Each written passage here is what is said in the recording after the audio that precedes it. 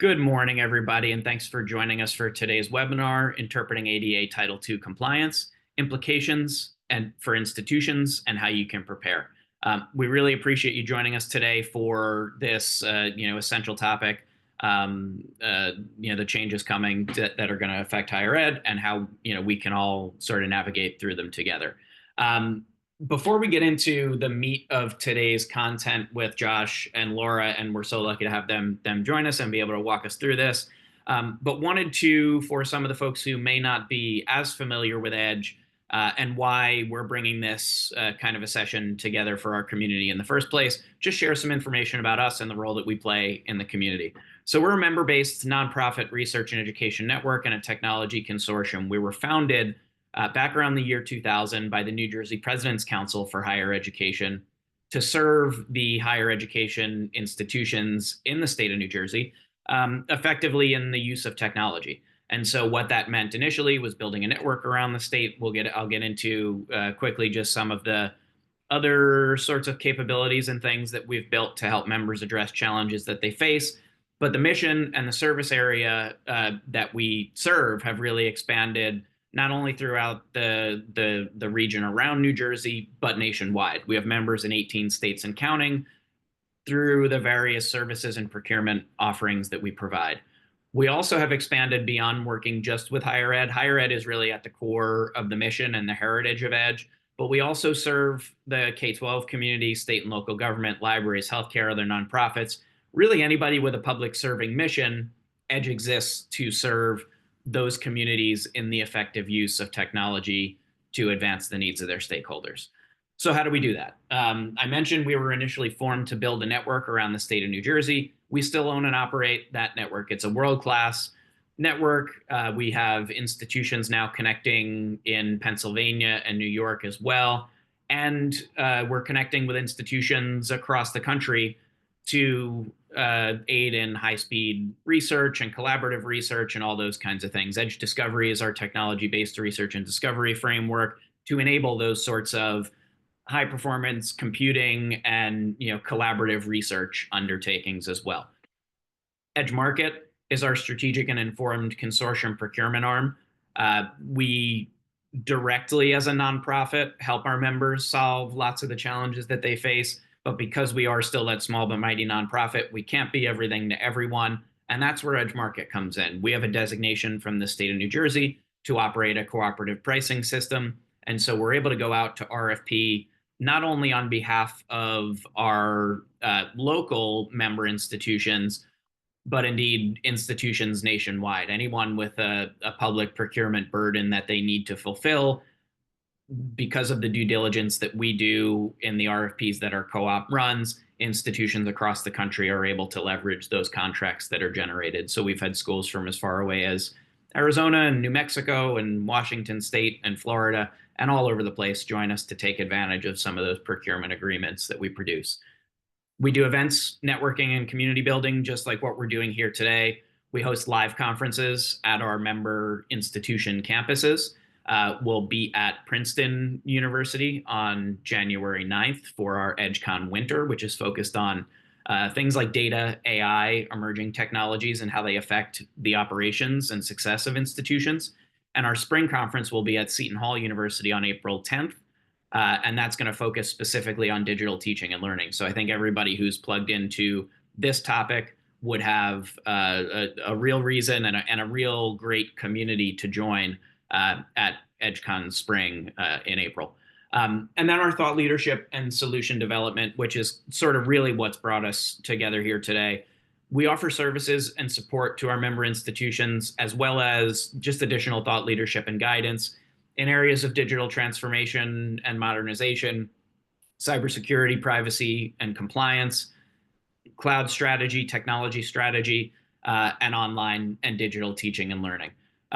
Josh and Laura are essential, especially to that last effort, and have, I think, a real expertise and passion for accessibility. And so we're really lucky to be joined by them today to walk us through this topic.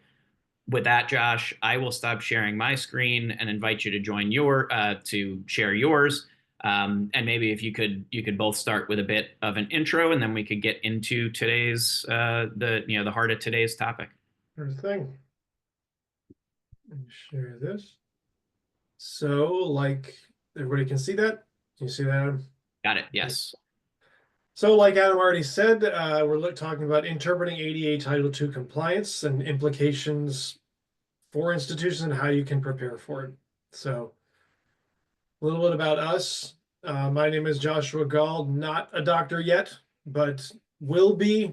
Hopefully, I just scheduled my dissertation defense early next month, so hopefully by next EdgeCon I will be.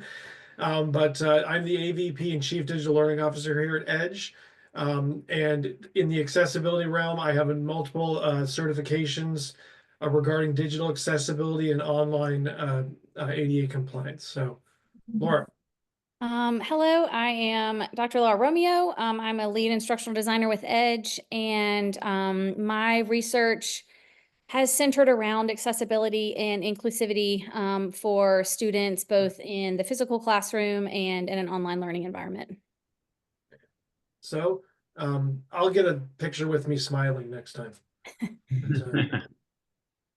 So today we're going to look at the agenda. We're going to look at just the introduction to ADA, the Title II updates. We're talking about the key revisions and their implications, how you can prepare for compliance, and conclusion and call to action, as well as next steps. In the presentation, we'll litter in places where we see where there be FAQs, frequently asked questions about the topics, and where Edge can help you in certain areas. So let's get on with the content. So to introduce it, why this matters now. So ADA Title II impacts accessibility for millions of Americans and ensures equitable access to public programs and services. So these updates come at a crucial time, as outdated guidelines fail to address modern technology and digital spaces. The world moves faster than it was when in 1973. This is an opportunity to align compliance with real world needs and ensure that no one's left behind. So the focus of today's session is to understand these updates, why they're necessary, how to prepare for them, whether it's ensuring accessible websites, accommodating, new mobility devices, or improving service parity. These changes are about creating a more inclusive society. So just as an FAQ, why are the updates to Title II being proposed now? Well, the last major updates to ADA Title II were over 30 years ago. You've lived through the last 30 years. You know that things have changed quite drastically. So technology and societal expectations have evolved. And these updates ensure that public services are accessible in today's digital and physical environments as opposed to 30 years ago in the 90s. It's the 90s, right? Or the Yes. forever ago, yeah. So ADA Title II, just generally, this requires state and local governments to provide equal access to programs, services, and activities for individuals with disabilities. This is going to apply to physical locations like courthouses and transit systems, as well as the digital space, such as government websites and mobile apps. The law is really here to ensure equity and promote inclusivity and just generally build trust in public services. This foundation is going to really matter for higher education institutions that serve diverse populations. Public colleges and universities are directly covered under Title II, which means that the digital learning platforms, the registration systems, and campus transportation services are going to need to comply. An FAQ here, what is the scope of Title II for educational institutions? Like I said, it's going to matter. It's very important. So this is going to apply to all programs, services, and activities offered by public institutions, including the physical spaces and the digital platforms that I mentioned before, like your learning management systems. Another question that comes up frequently, does compliance only mean meeting technical standards? The short answer is no, but just to expound upon it a little bit, compliance includes ensuring equitable experiences. So for example, A digital form may meet the technical guidelines, but it still might be confusing for someone who has a cognitive disability. So both usability and accessibility are going to be essential. Compliance with ADA Title II doesn't end at meeting the standards. It's going to require regular audits, ongoing stakeholder collaboration, and really leveraging those resources to maintain accessibility now and over time. We'll explore these practical steps a little bit more toward the end of our session. So the need for updates, the DOJ's proposed revisions address significant gaps by decades-old standards. So technology now plays a crucial role, a central role in delivering public services, but inaccessible digital platforms can exclude people with disabilities. At the same time, accessibility lawsuits are rising, with over 3,000 filed in 2023 alone. And we saw a rampant uptick, especially during the pandemic, how many schools were not prepared for this, and it hasn't gone away since then. These updates ensure that Title II evolves alongside technological advancements. So by addressing issues like web accessibility, like modern mobility devices, and effective communication, the revisions aim to eliminate barriers and improve equity across all public services. So what kind of technological barriers do the updates address? Websites that, for example, websites that lack screen reader compatibility, apps with inconsistent navigation, videos without captions or audio descriptions. We'll get into a little bit more about some of this stuff later. And what challenges do institutions face in adopting these updates? Well, limited resources or awareness of accessibility gaps. I know a lot of schools have people who have kind of this as part of their job, but it's becoming more and more of a focus that needs to take more people to do. Planning and phased implementation can help prioritize critical updates.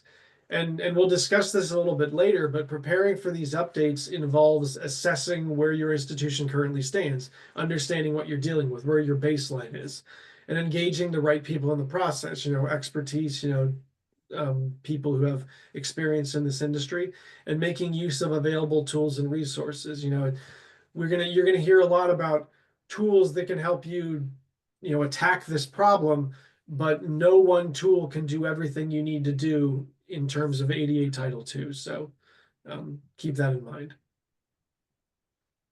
So another important question, what's at stake? Non-compliance in Title II can result in lawsuits, financial penalties, and reputational harm to the institution. Beyond these risks, it creates barriers for people who rely on accessible services. So for example, inaccessible websites or poorly maintained paratransit systems can prevent individuals from accessing the vital services that they need to survive or participate fully in society. By proactively addressing accessibility and jumping in front of it instead of, reacting to accessibility issues, institutions can avoid legal and financial consequences while also fostering trust and equity among community members. Compliance brings significant benefits. So not only are you going to mitigate those risks, but accessible systems just really improve user experience for everyone.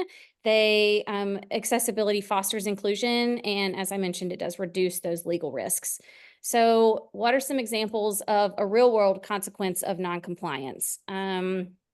A city was faced with a multi-million-dollar lawsuit because its emergency communication system wasn't accessible to people with hearing impairments, which led to very costly settlements and operational changes.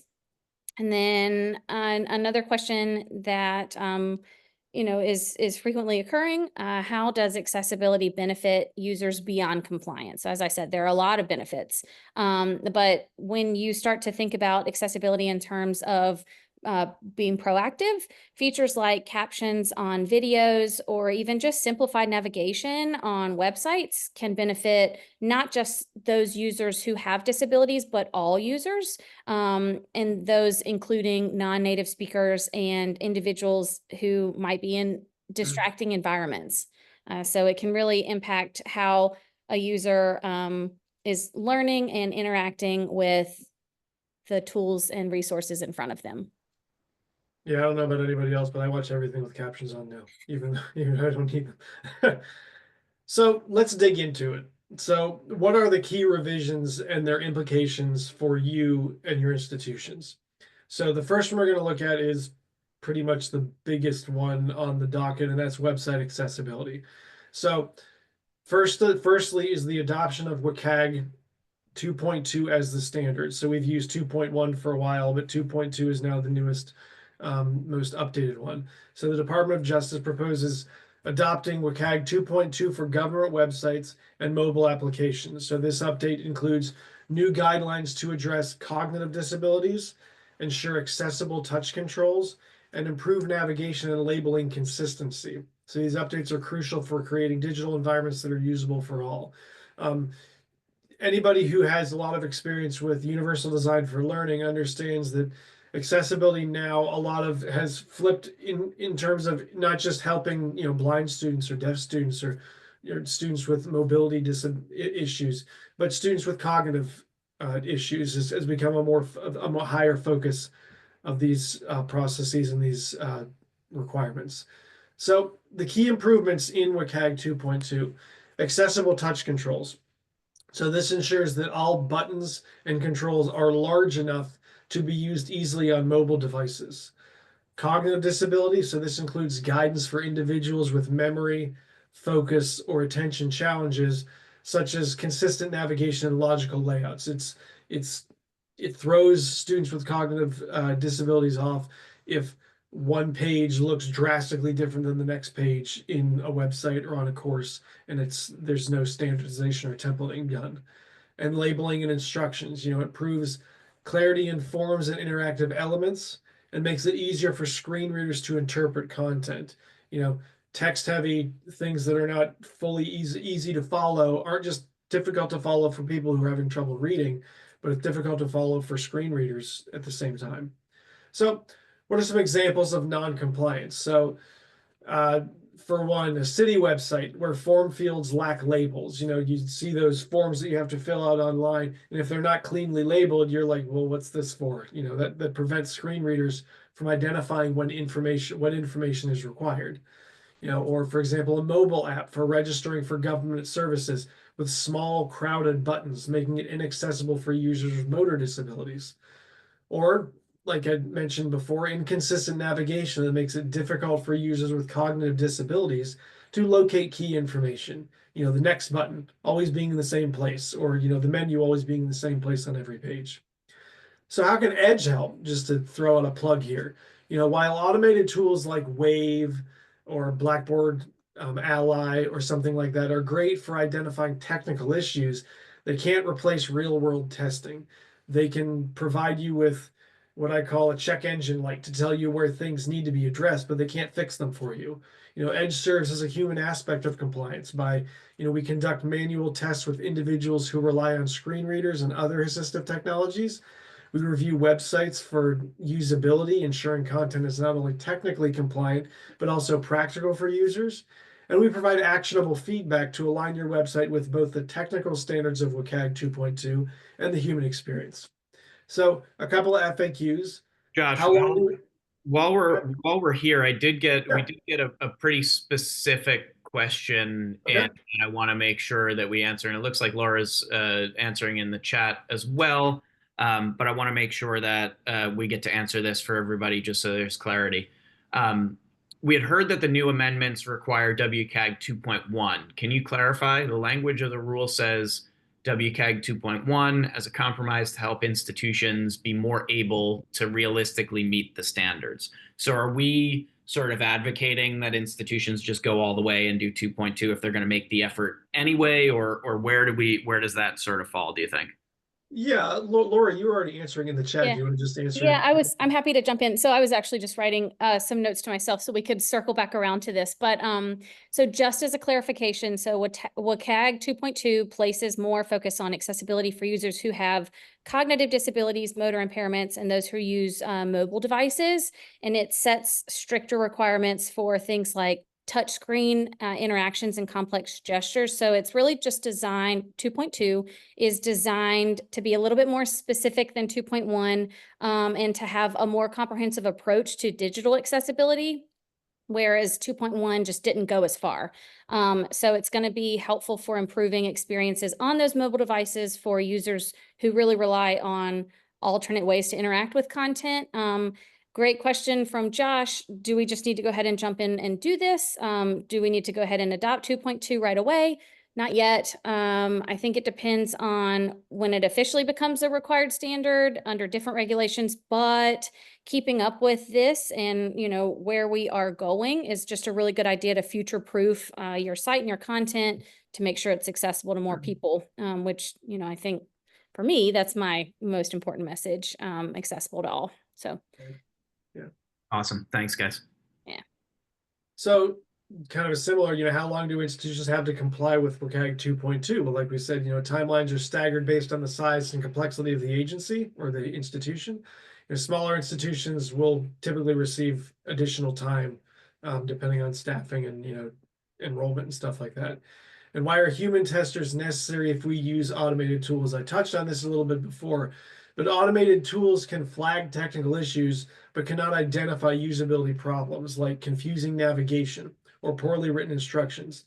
Edge bridges this gap with real-world testing. One of the best examples is we did a lot of accessibility work for one of our member institutions here in New Jersey, and if an image is marked as decorative, you know, these tools that are flagging these things assume that's okay. You know, just because something is marked decorative doesn't mean it's correct, or just because an image has an alt tag does not mean it's a good alt tag, or does not mean that captions are accurate. So this is why human testers are so important to use in addition to the automated tools that can help you kind of move through this a little bit faster. So another key revision to Title II involves the transportation services. There are now updated rules for mobility devices.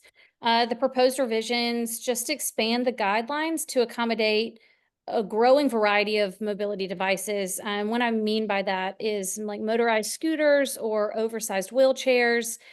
This just ensures that the boarding processes and the vehicle designs are going to be accessible for these new mobility devices. There are a couple of paratransit updates that have been rolled out as well. So streamline eligibility. This just simplifies the process for qualifying for a paratransit service, which is going to reduce the administrative burden for users. And then equivalent service requires paratransit services to match fixed route transit in terms of reliability, timeliness, and affordability. There are a couple of challenges and then solutions that come with this. So one challenge might be that paratransit systems lag behind fixed route services in terms of timeliness, which lead to missed appointments and frustration from the user side. A solution to this would be to implement GPS tracking systems for real-time updates on the vehicle locations and delays for those who rely on it. Another challenge would be the vehicle design may not accommodate newer or larger devices. So a solution would be that agencies can redesign the boarding systems to support these diverse and new mobility devices. Just to give a real-world example, a public transit agency updated its paratransit system to include that real-time tracking, the GPS tracking, so that users can know where vehicles are, which, you know, avoid their missed appointments. This just reduced wait time and really improved user satisfaction by 40%. So similar updates in boarding procedures in this same example allowed users with larger wheelchairs to access buses without issue. So there were just more options available to them. An FAQ, what if an agency cannot immediately meet equivalent service standards? You know, these updates might not be easily met. So agencies should create a phased plan that addresses the disparity, starting with critical areas like reliability and affordability. And then from there, that plan can walk them through the timeline of making those, meeting the requirements and then making those necessary changes. I get to talk about animals. It's always fun. So service animals, this includes broader definitions and clearer guidelines. So the DOJ proposes expanding the definition of service animals to include psychiatric service animals, addressing the needs of individuals with mental health disabilities in addition to physical. So these updates also clarify what tasks a service animal can perform, such as detecting anxiety episodes or providing grounding for people with PTSD. Um, Simplified processes for accommodation. So this reduces ambiguity for both individuals and institutions regarding acceptable documentation and animal behavior standards. So it establishes clear policies for when and how service animals should be accommodated, minimizing confusion or disputes. So a real world example here is an individual with PTSD may rely on a psychiatric service dog will now have clear rights when accessing public spaces, or institutions will have explicit guidelines on how to verify and accommodate service animals without infringing on an individual's rights. So the practical guidance in this, institutions should train their staff on these updates to ensure smooth implementation. For example, campus security or transit drivers should be familiar with the tasks service animals are allowed to perform and the proper way to interact with service animal users. They always teach us ask before you pet a dog, especially with service animals like that. FAQs. How does this affect public spaces like campuses? Well, campuses have to ensure that policies align with the updated definitions and avoid unnecessary restrictions that could deter service animals from service animal users. And minimal documentation is required. So focusing on confirming the service animal's training and purpose rather than invasive questioning. The last thing someone who needs a service animal, needs is somebody coming at you saying, why do you have that animal here? What's going on? There needs to be a clear, and cleaner and minimal documentation required so that it can be a pretty smooth process to not make the problem even more of a problem than it has to be. This is the big one. Yes. So key revision to Title II and its implication is audio descriptions. Okay, so there are now new requirements for public video content. The proposed updates explicitly now require audio descriptions for public videos, which just really ensure individuals who have visual impairments can access critical information. This is particularly important for emergency announcements, public meetings, and instructional materials. Couple of examples of application. So emergency preparedness. A city must ensure its weather alert and warning videos include audio descriptions of visual content, such as evacuation maps. Public meetings, so live streamed meetings should describe charts, visuals, or any other item that a speaker refers to make content fully accessible. And then an example of instructional videos. So colleges must ensure that course materials include audio descriptions, which are going to enable blind students to fully engage with the curriculum. Not only blind students, but just visually impaired learners as well. So a little tiny plug how EDGE can help. As Josh was mentioning before, there are tools that can check your content for this. Are you prepared with audio descriptions? But EDGE brings the human aspect to audio description compliance by working and collaborating with institutions to do test runs on how audio descriptions align with user needs. Doing an evaluation of whether or not the audio descriptions provide sufficient detail for understanding those complex visuals, and then also offering training and best practices to staff who are going to be responsible for creating and approving this video content. Are there specific guidelines for creating audio descriptions? Yes, descriptions must be clear, concise, and convey essential visual information. The DOJ guidance provides specifics. And like I said, there are tools who that implement this, but that human testing really ensures the descriptions meet real world needs, and that user end experience. How can institutions effectively implement audio descriptions for a large volume of content?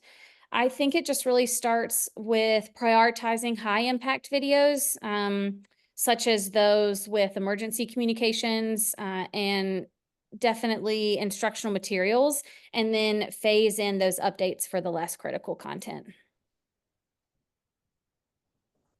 Okay, so now you've got all the major changes that need to be addressed. So how do you prepare your institution to get there? So let's look at some key steps. So now that we covered those key updates, let's look at those actionable things you need to do. These involve three critical areas: conducting audits, engaging stakeholders, and leveraging resources effectively. So there are several foundational steps institutions need to take to prepare for Title II compliance. These key steps involve on identifying accessibility gaps, so understanding what you're dealing with, prioritizing improvements, where are places you can make the biggest impact the fastest, and ensuring continuous progress. It's not just as Laura always says, this isn't just a checklist. This is changing your culture to make this a thing that you do over and over again and continue to do in your daily work life. The goal is to build a proactive, sustainable approach that ensures inclusivity for all students, staff, and visitors. So, bullet number one, conducting a comprehensive accessibility audit. Begin by evaluating your digital platforms. That means softwares, your physical spaces, your policies. For digital content, use automated tools like Wave or Ally or CD Labs or a lot of these other tools out there, Census Access, to scan for issues, but then also test them manually using assistive technologies like screen readers or things like that, like JAWS or Dragon Speak, I think it's called. Check for common barriers such as missing alt text, missing or bad alt text. I want to add on to that, inaccessible forms and inconsistent navigation. For physical spaces, ensure facilities meet ADA standards with accessible ramps, elevators, and clear signage. Policies must also be reviewed to ensure they support accommodations and provide clear procedures for requesting them. I worked in SUNY for 15 years before I joined Edge at Empire State College, and I was one of the people who built the big, nice new building in Rochester, New York. And man, oh man, you have to put in change orders if those things aren't done right, and it's much more expensive, but you need to do it. So make sure that outlets are in place they need to be. Make sure that if a TV's hung on the wall, there's enough space between the wall and the baseboard to meet those standards. Develop a strategic remediation plan. Once gaps are identified, create a phased plan to address them. Start with immediate priorities like fixing inaccessible emergency communication systems, like Laura said, or enabling wheelchair access to high traffic areas. Medium-term goals could include updating institutional policies and training staff, while long-term goals, this is the crawl, walk, run strategy, should embed accessibility into the design of new systems and spaces. And then implement continuous monitoring and improvement.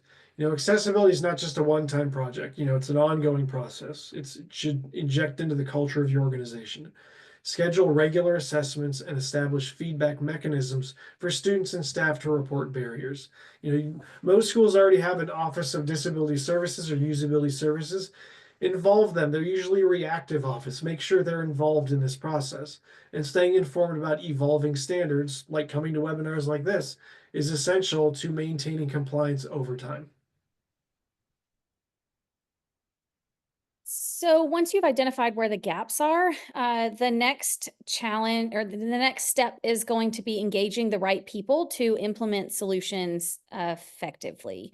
So remember, accessibility compliance is not just about meeting legal requirements. Here I am with, it's not just about the checkbox, but it's about fostering a community and fostering an effort that involves all stakeholders. So to create this effective, sustainable solution, institutions really must come together and collaborate with key players, from their students to their administrators, to really understand and address these real-world barriers. So involve key stakeholders. Stakeholder engagement really begins with identifying who needs to be involved. As I mentioned, administrators such as deans, vice presidents, these positions really should champion accessibility initiatives, while faculty and instructional designers will work and must kind of integrate the accessible practices into curriculum design and delivery. Also mentioned are students. So those students with disabilities will provide some really invaluable insights into the practical challenges that they faced, and they have to be included in the conversation. Excuse me. I'm actually going to mute for just a second. Nobody wants to hear that hack. So another step is to establish an accessibility task force. Here you're going to create a cross-functional task force that is going to include members from various departments, such as your IT department, facilities, student services, and faculty. This team is going to oversee compliance efforts. They will set goals, and they're really just going to ensure accountability.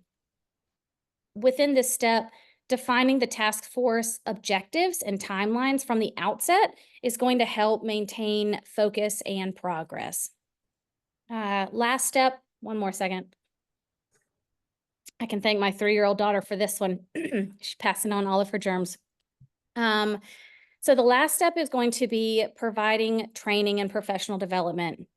Here you can offer ongoing training to those key members in the stakeholder engagement group. So faculty, staff, and administrators will get this training on accessibility best practices. I think within this, the topics of training should probably include creating accessible content, inclusive communication techniques, and those technical guidelines, such as the WCAG standards that we've mentioned in our previous slides. So within this training, workshops and resources are probably going to be key, and they will allow everyone involved in the service delivery and within this stakeholder team to understand their role in supporting accessibility, bringing about these changes, and really, kind of seeing that impact happen across your entire campus in all different areas. So, with your stakeholders aligned, the final step is leveraging the right resources to ensure long-term success and sustainability within this accessibility project. So let's talk about the resources, both the tools and the support systems that can help your institutions navigate the path to full compliance. And from technical guidance to funding opportunities, leveraging these resources can make the process more effective and more efficient. So first off, leveraging institutional support. Your campus's accessibility or disability services office, like I mentioned already, is a critical resource. Collaborate with these teams to address known barriers and align efforts with its broader institutional mission. Additionally, EDGE offers digital learning services that can help with accessibility and online course design and faculty training in that regard. So utilize external tools and guidelines. Use established accessibility standards like WCAG 2.2 to guide your efforts. Automated tools like Wave, Ally, CD Labs, Census Access are helpful for identifying digital barriers, but remember to complement these with manual testing to account for the human experience. And additionally, when you look into the procurement process, make sure that all those vendors you're working with, the LMSs, the ERPs, the SISs, all those tools you're using that are student-facing and public-facing have VPATs, which is a voluntary, what is that? Laura, help me out. It's a voluntary, I forget what the exact letters are. The VPAT. VPAT, oh, gosh. I'm thinking about my cough right now. I'm so sorry. It's basically the document that says that they're meeting accessibility standards, you know, but it's early in the morning. Monetary product accessibility template. Thank you. Thank you, whoever put that in the chat. But that needs to be with every single tool that you use. You need to have that available to access via link via that company. And seeking funding opportunities, exploring federal and state grants aimed at supporting accessibility initiatives. Many programs specifically fund improvements in higher education, such as retrofitting older facilities or updating digital platforms. We now offer grant writing support services that can help you in any step of the process. So, if you let us know after the webinar, Edge can fill you in on more about that. And advocating for dedicated institutional budget allocations can also provide the resources needed for larger projects. A lot of times this comes down to money, people, and resources. So if you prepare for it, that becomes less of an issue.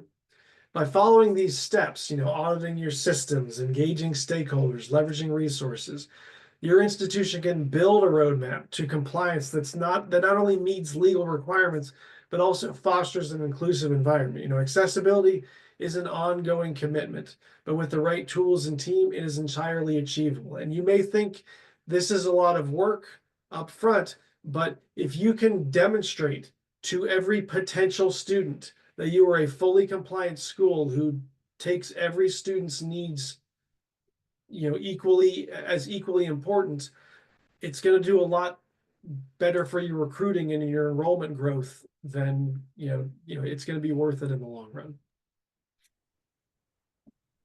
Okay, so Good, conclusion. Laura. I'm good. I took that time to compose myself. So conclusion and call to action. Now that we've covered the proposed updates from the ADA Title II and how to prepare for them, let's try to bring everything together. So these updates are not just about meeting legal requirements, as I mentioned at the beginning of our conversation. They're really about fostering equity and inclusion. So by taking the proactive steps like auditing systems, engaging stakeholders, leveraging resources, your institution can really lead the way in creating these accessible and inclusive environments for everyone. I think that to prepare, institutions there are things that we can do, but here are three. The first one is to schedule a compliance audit to assess where you are currently, what your current system is operating on. Number two, consult legal and accessibility experts to create a realistic action plan. So having those steps outlined and really putting into place, what can we realistically do and when is a great place to prepare for these changes. And then three, building stakeholder buy-in by involving users, learners, students, those with disabilities in the testing and planning before the rollout. And then also after the rollout, continuously doing a reevaluation process with those who are going to be impacted most. Accessibility is just really an ongoing process that not only benefits those who have disabilities, but benefits everyone involved. By adopting these updates proactively instead of reacting to them later in the future, you can really create systems that serve all of your users effectively and equitably. Back to the FAQs. So what's one takeaway from these updates? Again, I'm going to harp on this. Accessibility is not just a requirement. It's an opportunity to create more equitable and user-friendly systems for everyone. And I think that in order to do this, so what should you prioritize after hopping off with us? I think if you can start by auditing your most critical systems and building out that action plan that incorporates stakeholder input and expert guidance is probably going to be your most key, critical, successful step that will guide you into making sure that you're compliant. Again, mitigating those risks, but also putting your users and your community first and really fostering that inclusivity that, you know, we're hoping for everyone. Right. So to move forward, like we've mentioned, I think 8 times now, you know, we want to start by scheduling and you want to start by scheduling a comprehensive accessibility audit and identify gaps and areas for improvement. So EDGE can support this process by providing thorough evaluations that address both technical and human-centered aspects of accessibility. You want to engage stakeholders across your institution to build an action plan that reflects the needs of your community. And finally, like we already mentioned, consult with legal and accessibility experts and consider how EDGE's expertise, how Laura and I and our team can help guide you in aligning strategies with the proposed ADA Title II revisions. So these steps will position your institution as a leader in equity and inclusion while ensuring compliance with the latest standards.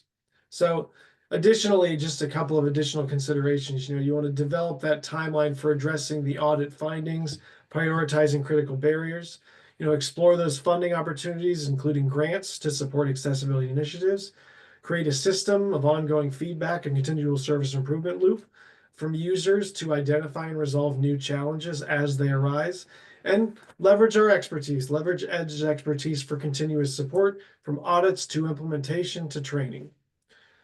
So a final thought, you know, Deborah Rowe is a prominent advocate for disability inclusion and accessibility. She's the founder of Tech Access, a company dedicated to providing accessible technology solutions. As a sought-after speaker and author, she shares expertise in topics like digital accessibility, inclusion branding, and leveraging hidden human capital. I love this quote, you know, accessibility allows us to tap into everyone's potential, but also she also tells us, you know, it's not a trend. Accessibility is not a trend. It's a permanent commitment to creating an inclusive society. So please, let's lead by example and make this commitment together. Thank you to everyone for coming to this session. You'll get this in some form, but here are a lot of resources, a lot of these. If you have questions about the legalese and the very specific guidelines, the ada.gov website is the best place to go. But I will stop sharing now, and thank you. Thanks, Josh. Thanks, Laura. Great content, a great exploration, and it has led to some great questions and conversation in the chat. So one thing that I think we'll start with and maybe work backwards through some of the questions, because you touched on their kind of prioritization and timelines a bit at the end. So there's a question here. Can anyone explain the implementation timeframe and how to determine if you're a 2026 or 2027 school that is over or under the 50,000 number? Yeah, so I can jump in and take that. So the DOJ has set those specific deadlines, like the question mentioned, 2026 and 2027, depending on the size of the institution. So it's April 24th, 2026 for public institutions who serve populations of 50,000 or more, which includes those large public universities. And then April 26, 2027 for those smaller entities serving fewer than 50,000 people. And I think I saw somewhere about a question with the older digital content, whether or not that needs to be updated. So it's not, the compliance isn't limited to just the new digital content. The older content must also be made accessible. So this means that institutions by these two dates, depending on where you fall, need to review existing materials as well as new materials coming out and bring everything up to standard. Is that FTE students, or is that 50,000? Is that students plus staff, et cetera? What is that 50,000 number? Is it just FTE? Amy just plugged in here. It's based on student body population. It isn't based on student body population. It's based upon population served. Right. So it's a combination of all of it. Yeah. Right. Yep. Makes sense. Cool. So thanks for the questions there. And Laura, you mentioned public institutions. There was a question around whether this impacts private institutions as well. And Chad jumped into the Q&A with some resources and some answers there. But I think this affects certainly private institutions that get any kind of federal funding or resources or anything like that as well, right? Yeah, Cool. right. Um, I want to quick, Amy also made a good comment in here. Those VPATs that are written are usually written by marketing departments. So you can't always fully trust them in full, but at least it's a step in the right direction. It's something that you should have them share with you at least when you're thinking about investing in a product. Yeah, well, and speaking of the vendor, their public facing stuff about what they do as far as accessibility. There's a question around whether Edge can help lead the charge in terms of demanding that vendors update their technology tools to meet either the 2.1 or 2.2 standards. Yeah, Um, absolutely. yeah, That's what we're here for. and in our interactions with the vendor community, we can definitely advocate for that. We can also bring this back to our procurement side of the house. So I mentioned through Edge Market, we're able to run cooperative procurements. We have the ability to to potentially integrate some requirements, or at least give kind of scoring with however the RFP process works, sort of give priority to vendors who have those accessibility requirements met. So I think there are a few different ways that Edge can work with the vendor community to help make that happen. Yeah, I know there was somebody commented down that they can't see anything in the chat, so I wanted to make sure that we shared Chad's comments in here about the real barriers are not just the implementation. They're, cost. Very true. It's always going to be. It's not just financial costs. A lot of it's resource costs and people costs and things like that. Who does the work? That's one of the things that's always going to. If it's not on your job description, you're going to push back. Return on investment, making sure that you can demonstrate that there is an actual ROI involved here, and culture change initiative that starts from the top down.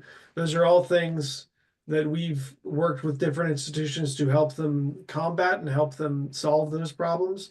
But I think Chad's he's on point here. Those are kind of the four big ones that we tend to see when institutions try to take on something like this. So.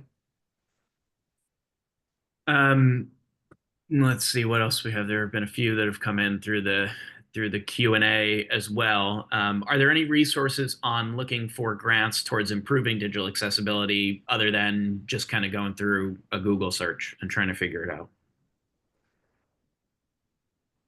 I mean, we can help schools with that. I know that there are different websites you can go to search for that, but a lot of that also costs money. But the Office of Sponsored Programs with different schools. But Adam, Laura, do you have any specific ones that we want to mention, or? I mean, not off the top of my head. Grants are so specific in their titles. I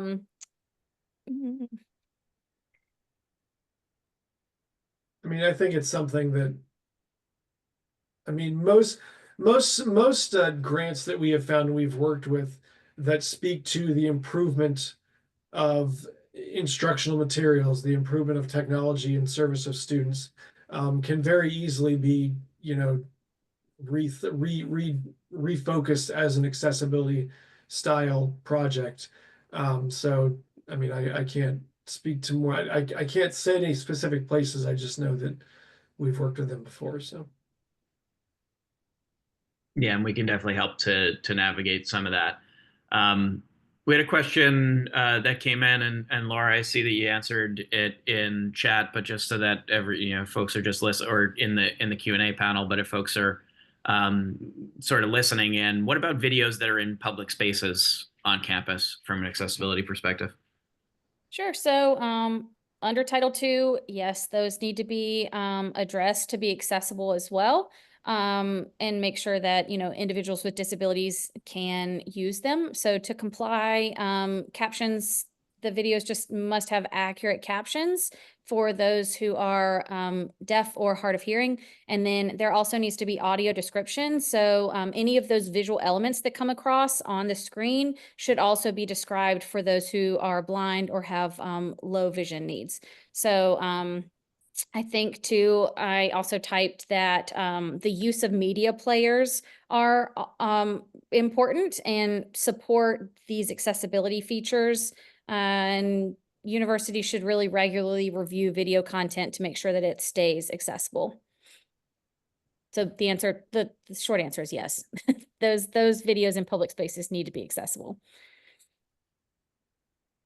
Cool. Got it. Thank you. We had a few other comments come in. Warwick Community College has received a Disability Innovation Fund grant that's helped them address accessibility across their campus. That's a great resource. We'll dig in there and coordinate with Brian from Warwick and see if we can share some of that information out to the group as well. We have a question in here. Do universities need to provide the devices or make recommendations on devices on which work for students in an online program? It depends on the institution. If the institution is providing the device, like if it's a school that gives you an iPad when you get on campus when you're enrolled, you have to make sure that that iPad can access the things in an accessible manner. But if you do not provide any hardware or any devices or anything like that for the students, a recommendation is really the best approach. But in all honesty, the ADA compliance is supposed to be device agnostic. It's supposed to be able to work on an iPad or a computer or something like that. But that's the difficulty of all these mobility devices that are now introduced into the world and things like that. Laura, is there anything you want to add to that? Or I mean, I think above devices, like, so if you kind of take it out a little bit, if you're just ensuring that your content, your curriculum, and your materials are accessible, I think that will circumnavigate any device issue. Yeah. So. Cool, thanks. We have a question here, getting a little more specific on the institution type, but I've read somewhere that the size of a community college would be based on the size of the county in which they're located. Is that correct? And I don't know if we've dug in that granularly, but definitely something that we can do some research on and follow up and help provide some guidance on if we need to. Yeah, I haven't heard that myself, but it could be something I just haven't seen yet. So Okay. we can research that. Yeah, so we'll dig in and make sure that we're able to follow up with you on that, Joseph. So thanks for that question.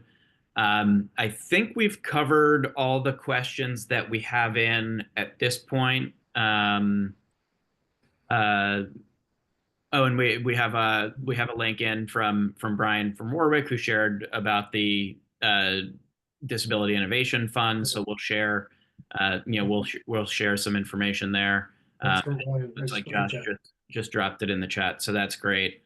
Yeah, and it does look like from one of our community college participants, they've heard the same on the county population. So definitely something to be locked in on as a community college, and something that we can help folks assess.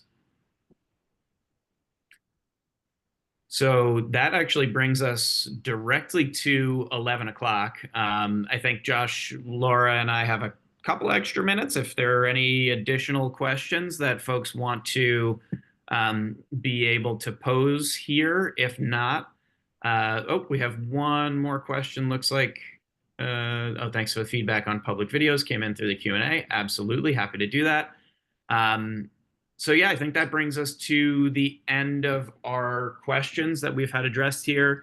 We'll make sure, of course, to share Josh and Laura's contact info in follow up to this session. If you have any questions that you want to ask specific to your institution, or about any aspect of the new compliance guidelines, please do. So you'll have direct access to both Josh and Laura there. Like I said, we'll share the recording as well as the slides, so that you have everything that you need in follow up. And yes, you will get that link and everything that you need by email. I just saw that question come through. So thank you so much for your attendance. Thanks for participating. Certainly, One last question sliding in, or one bit of feedback That's good. coming in under the wire, which I think is a good note to end on. So, Josh, you wanna Yeah, just yeah. check Again, out I credit Chad. We should talk to Chad more. I credit Chad here. If you want to know, he's right. If you want to know what an individual with a disability needs, ask them. You know, most people with disabilities will be happy to let you know the things that the barriers and the things that will support them. So talk to them, learn from them, involve them in everything you're doing here. So Yeah, I think that's a great point and a great comment to end on. So, thanks, Chad. Thanks everybody else for attending. Josh and Laura, thanks for your time and sharing your expertise. And we will, expect more from Edge on this topic as well. We're going to keep an eye on it and make sure that we're supporting institutions every step along the way as we get closer to the deadline. So, thanks again, everybody, and have a wonderful day. thank you.